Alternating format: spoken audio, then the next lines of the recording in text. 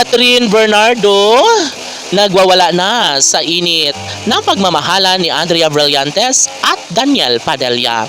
Yes, lahat na yata ng mga tao sa mundo ay alam na ang isyo at pangyayari patungkol sa nagbabagang relasyon ngayon ni Daniel Padilla at Andrea Brillantes. Ito ang eksenang hindi matatanggap ni Catherine Bernardo. Sabi nga ng marami na tsak umano ay magwawala ngayon si Catherine Bernardo sa nagiinit na pagmamahalang tunay ngayon ni Andrea Brillantes at Daniel Padilla.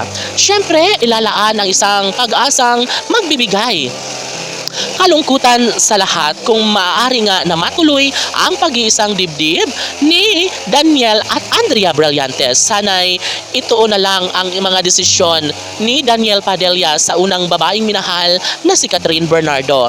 Marami ang nagkokomento na talagang dugong Padilla nga ang nananalaytay sa pagkatao ni Daniel Padilla. Babaero at hindi umano mapagkakatiwalaan. Maraming babaeng masasaktan. Kaya napakamalas naman umano ni Catherine Bernardo dahil napunta ang kanyang pagmamahal kay Daniel Padilla na hindi kailanman mapagkakatiwalaan. Ngunit ganun pa man ay napagtanto at nakapagdesisyon na rin naman si Catherine Bernardo na tuluyan niya lang itong talikuran ang lalaking pumupukaw sa kanyang pagkatao, nagpapaligaya sa buong pagkatao ni Catherine Bernardo na si Daniel Padilla. Siyempre, hindi ito madali para kay Catherine ang magmobo ng ganun-ganun na lang. Maaaring maiisip rin ang mga nakaraan nila ni Catherine at Daniel na siyang nagpapatulo sa luha ni Catherine Bernardo.